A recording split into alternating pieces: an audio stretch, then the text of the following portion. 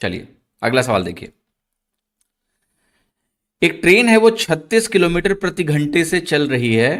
अगर वो एक पोल को 25 सेकंड में क्रॉस करे, जो दिया हुआ है करती है, और दूसरी गाड़ी है जो 54 किलोमीटर प्रति घंटे से अपोजिट डायरेक्शन में आ रही है, तो वो 20 सेकंड में दोनों एक दूसरे को क्रॉस कर लेते हैं। तो हमें बताना है कि दूसरी गाड़ी की लंबाई कितनी है। दो तरीके बताऊंगा, पहला तरीका और दूसरा तरीका। पहले का तरीके में कलम का इस्तेमाल करेंगे, दूसरे तरीके में हम कलम का इस्तेमाल नहीं करेंगे, इसलिए उसको हम बोलते हैं रॉसम मेथड। पहले हम आते हैं पहले तरीके पे। तो पहला तरीका सिंपली ये है कि भाई देखो ऐसा है, 36 किलोमीटर पर आवर की स्पीड से अगर 25 सेकंड में आप पोल को क्रॉस कर रहे हो, तो किसी भी केस में आपको पता है जब ट्रेन पोल को क्रॉस करती है तो वो अपनी लेंथ चलती है। तो ट्रेन की अगर हमें लंबाई निकालनी हो, पहली ट्रेन की लंबाई, तो 36 किलोमीटर पर आवर को मीटर पर सेकंड में कन्वर्ट करेंगे, और इसको हम क्या करेंगे, 25 सेकंड में कितना दूरी ये चलेगी यहां से आप कैलकुलेट कर लीजिए। तो ये वैल्यू आ गई आपकी 250 मीटर। तो पहले ट्रेन की लंबाई कितनी आ गई, 250 मीटर्स।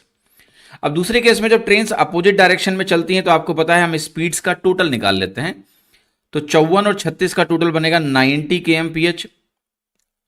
अब 90 kmph की स्पीड से हमें दोनों ट्रेनों को आपस में जब हम क्रॉस कराएंगे तो आपको पता है कितनी दूरी ट्रेन चलती हैं, सम ऑफ लेंथ। तो ये दूरी 90 की स्पीड को आप किलोमीटर पर आवर में कन्वर्ट करेंगे तो ये बनेगा 5/18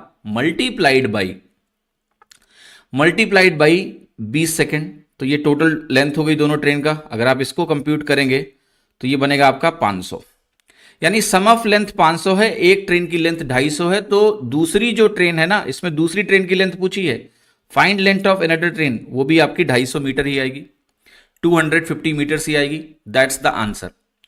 अब हम आते हैं थोड़ा रॉसम अप्रोच पे। इस चीज को ध्यान से सुनिएगा और समझिएगा। देखिए यहां दो केसेस हैं। केस वन में जो क्रॉसिंग स्पीड है यानी रिलेटिव स्पीड है वो 36 किलोमीटर पर आवर है, यस और नो। केस टू जो है जिसमें ट्रेन एक दूसरे को क्रॉस कर रही हैं, वही रिलेटिव स्पीड अब 90 kmph हो चुकी है, यस और नो। आप कहोगे सर बिल्कुल सही बात है, ठीक है, समझ में आया कि नहीं। अमन जी कह रहे हैं क्या फायदा पढ़ने का सर जब सिलेक्शन लक के बेसिस पे होना है। अमन जी देखिए इमोशनल होके बातें देखिए, पहले सीखिए, स्किल्स बिल्ड करिए। आपको नौकरी लेनी है, मुझे पता है, बातें करना चाहते हो, जो समस्याएं चल रही हैं उसके बारे में बात करना चाहते हो, I understand, but let me teach first then will talk, ठीक है। उसके लिए मैं एक अलग से सेशन लूंगा, बात करेंगे उसके बारे में, बट अभी पढ़िए। 36 kilometre per hour, 90 kilometre per hour, clear है कि नहीं, यस। अब जरा एक बात मुझे बताओ, 36 किलोमीटर पर आवर की स्पीड जो है, जो आपके सामने यहां पर है, यहां आपने कहा ट्रेन को कितना टाइम लगा, आपने कहा ट्रेन को जो टाइम लग रहा है वो लग रहा है 20-25 सेकंड का लग रहा है अपनी लेंथ को चलने में, यस। अच्छा एक चीज और बता सकते हो मुझे, इन दोनों में जो स्पीड्स का रेशियो है कितना है। आप कहोगे 9 चौके 36, या 18 से काट सकते हैं ना, 18 दूना 36 और 18 पंचे 90, है कि नहीं है। एक तरह से आप कह सकते हो कि स्पीड कितना है, 2.5 गुना है, 2.5 टाइम्स है। यहां जो 25 सेकंड मुझे लगा है, जब हम केस टू में जाएंगे तो क्या हो रहा है, दोनों ट्रेन से एक दूसरे को क्रॉस कर रही हैं, यानी पहली ट्रेन की लेंथ तो क्रॉस होनी ही होनी है, दूसरी ट्रेन की लेंथ भी क्रॉस होनी है। अब आपको पता है अगर 36 की स्पीड होती तो पहली ट्रेन को खुद की लेंथ क्रॉस करने में 25 सेकंड ही लगते हैं, पर दूसरी केस में अगर स्पीड 2.5 गुना है तो पहली ट्रेन की लेंथ को क्रॉस करने में जब स्पीड 2.5 गुना होती है तो समय जो होता है वो 1/2.5 टाइम्स हो जाता है, तो इसको 10 सेकंड ही लगेंगे। यानी दूसरे केस में पहली ट्रेन की लेंथ को चलने में सिर्फ 10 सेकंड लगेगा क्रॉस करने में। तो बाकी का जो 10 सेकंड है, बाकी का जो 10 सेकंड है भाई साहब, वो किस चीज में लगा होगा, आप कहोगे दूसरी ट्रेन की लेंथ को क्रॉस करने में। अब 90 की स्पीड से 10 सेकंड में जो चली गई दूरी है वो दूसरी ट्रेन की लेंथ हो गई।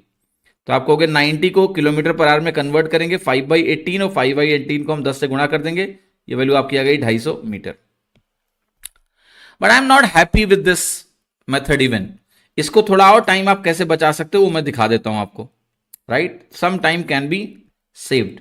और वो टाइम कैसे सेव हो सकता था, एक कन्वर्जन हमेशा ध्यान रखिए बेटा कि मीटर पर सेकेंड और किलोमीटर पर आवर का जो रिश्ता है वो क्या होता है। अगर मेरे पास 18 किलोमीटर पर आवर है तो वो 5 मीटर पर सेकंड के बराबर होता है, तो एक तरह से रेशियो जो है वो 18:5 का होता है। इसका फायदा क्या होता है, ये अगर आपको ध्यान है कि 18 किलोमीटर पर आवर 5 मीटर पर सेकंड के बराबर है, तो बेनिफिट ये होता है कि जैसे आप यहां 36 देखोगे 2 गुना, आपको पता है ये 2 गुना है यानी 10 है, 10 मीटर पर सेकंड। जैसे आपने 18 पंचे 90 देखा, आपने कहा 5 गुना करना है, तो यहां भी 5 गुना हो गया, तो ये 25 मीटर पर सेकंड हो गया।